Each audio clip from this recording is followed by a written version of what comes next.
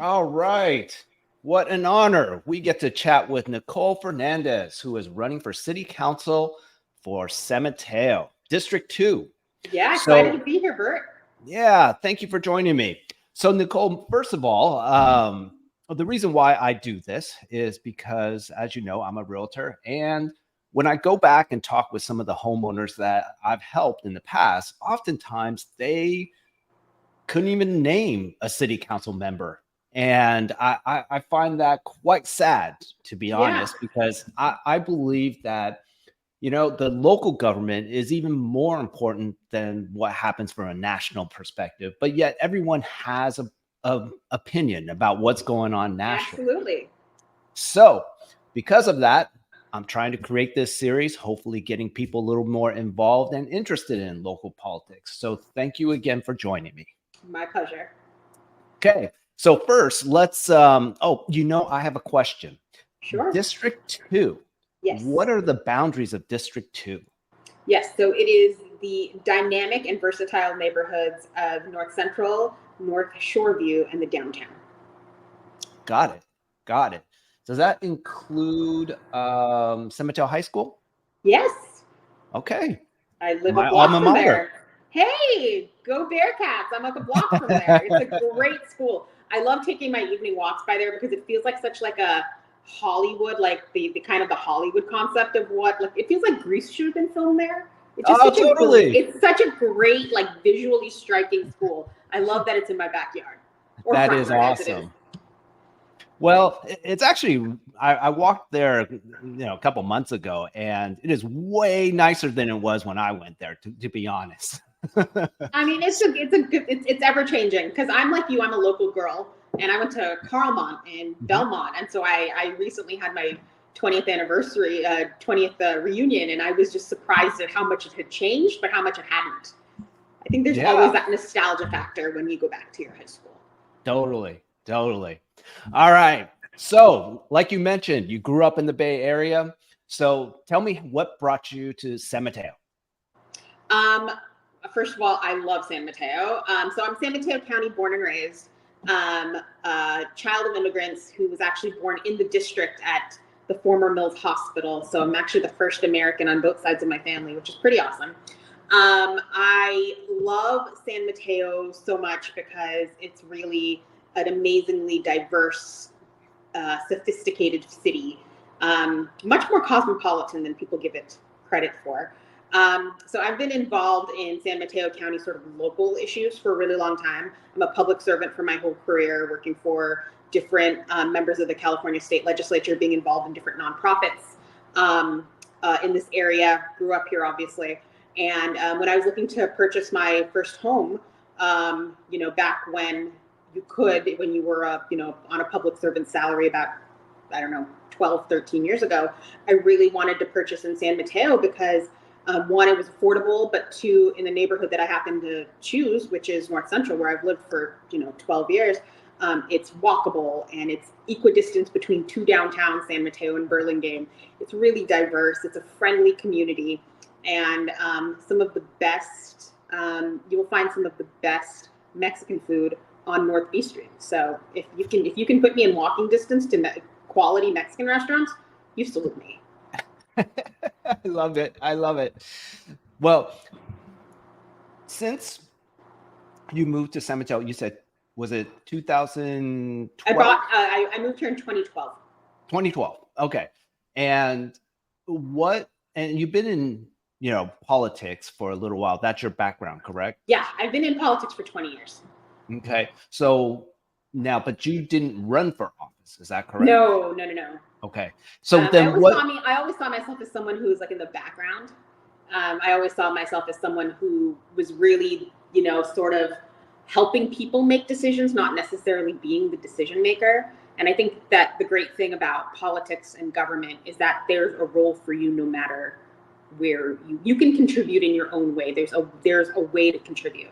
And for me, having been a supporting actress for as long as I've been, I really saw an opportunity when my district moved to districts, when the city moved to districts. I really sort of saw a role for me to sort of take taking a lead role. You're not going to find a lot of people who are my age, and have my background and have my life experience that bring as much to the table as I do when it comes to policy, creativity, relationships, and experience. And I really think that we need somebody like that on our council. I've observed in my role, as a working for a state legislator, I have a bird's eye view of what works and what doesn't work in different cities. And I have relationships with all of our elected officials up and down the peninsula and beyond. And you really need someone who can hit the ground running. And I know I can do that. That's wonderful, because I know that's hard. That's hard to do for a lot of people. And it's nice to know that you have that background to support yourself. Now, I have been going through your website, and one of the key priorities for San Mateo is to have better governance. Mm-hmm. Now, if you were elected, no, I should say, when you get elected, what would you change to improve this? So one of the highest priorities for me is making sure that we have a government that befits and is worthy of the amazing residents we have in San Mateo. And unfortunately, city services don't occur in a vacuum. So your road in front of your house doesn't get paved if we don't have the workers to do that. And the water treatment plant doesn't get done, doesn't treat water if there's no one to do that. And the lagoon doesn't get dredged. And so part of my reason is that good governance is, quite frankly, just a very practical item, in that I don't want people to avoid local government because it is too conflicting or too dysfunctional. Local government is best when it is boring and when it is doing the people's work. And so I really want San Mateo has had a history in the last few years of being very divided based on personality politics. And I have 20 years in San Mateo County politics showing that I can deliver results, work with anybody, talk to anybody, and level set and prioritize based on what I think is the best decision for the folks. And that's part of my good governance strategy, is that I want to make this a great place for people to work, but I also want to make it a great place for people to live and make sure that we have the first class government and government services that our residents need. Makes sense. Now, I generally feel like we have classes here in the Bay Area. Well, I should say in America as a whole, because you have upper class, middle class, and we have low income, right? And based on population, we can make a little diamond, right? Not too many people at the top, not too many people at the bottom, but in the middle, that's where most people lie. And I believe San Mateo County is the same way. And I call those people the middle class. Now, when you get elected, how are you proposing to make more affordable housing for this group of people? Yeah, so I think that it's so in the way you pose this question, or the way I appreciate the perspective you're taking, but affordable housing and low income housing doesn't exist in a vacuum, right? In order for it to get built, which especially low income and affordable housing needs to be done in partnership with government and nonprofits. But if we are going to expect some of our for-profit developers to do that, it needs to be something that can be advantageous. So we have to make sure that we are building actually at all income levels, in my opinion. The best strategy for affordable units is, of course, going to be building denser and building smaller units. And that's why I'm supportive of Measure T, which is actually on the ballot here in San Mateo, which would allow us to build a little taller along the El Camino Transit Corridor, so that we're not interrupting the character of our suburban neighborhoods, and also in the downtown. And I think that that's key, is that we need to have a lot of mixed use. We have to have a lot of mixed use development, but we also have to be building at all levels so that we can make sure that we have availability of housing at all levels. And so I just want to kind of summarize real quick, and please correct me if I'm wrong, but in general, your thought is to increase supply, which will make things more affordable. Would that be a good summary? That's a fair shake, yes. Okay, got it. Great, perfect. That actually is very enlightening. Now, next question is, right now, San Mateo County has seen a rise in property crime and retail theft in the entire county. Can you give us something that you would do differently to improve this situation? Differently, not sure that I could say differently, but I would certainly reallocate resources. Um, uh, there is a lot of federal and state and county money on the table around property crime theft right now, meaning more money to put towards law enforcement for extended hours, more security that can be more money for providing security at these corporate centers like the Hillsdale Mall, and also partnering with private entities in order to make sure that our areas of shopping, like the Targets and everything else, are secure. And so I think that it's incumbent on us to make sure that we are forming partnerships with our communities around us that sort of reflect the same demographics, like Belmont and San Mateo and Burlingame, because a lot of the property theft has been happening in Burlingame as well, not just in sort of the commercial centers, but also homes as well. And I think that it's really important for us to advocate for the resources that we are due. We pay a lot in taxes. We are very, we're very lucky to be, some parts of our community are very affluent. And we need to make sure that we're pulling down and getting that money back in these grants that are available in order to help, that can go towards law enforcement to make sure that we beef up our public safety strategies and resources. So it'd be about controlling our resources and giving the police more resources for them to do their job. Is that fair? Yep.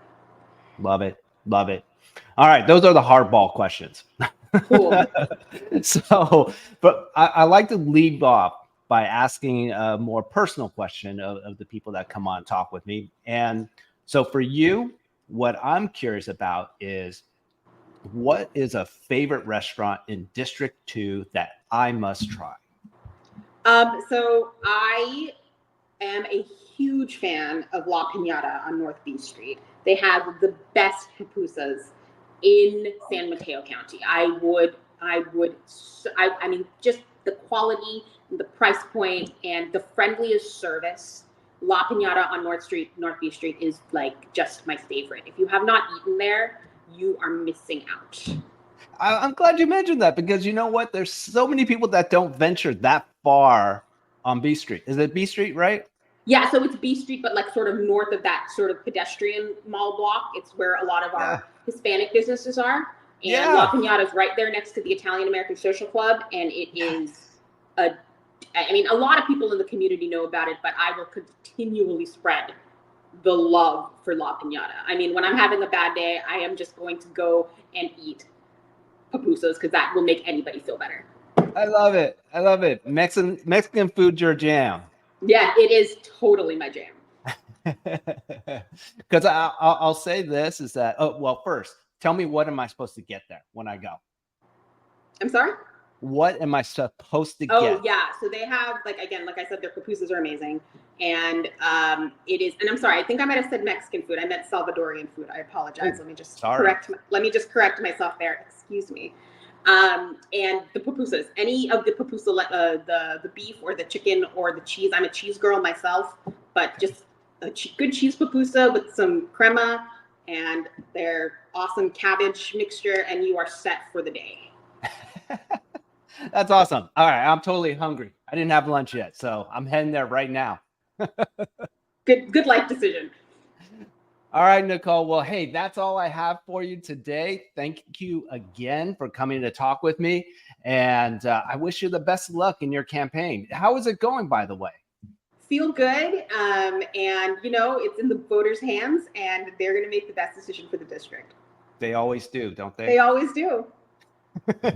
All right, Nicole. Well, take care of yourself and good luck. Take care. Bye, Bert. Bye.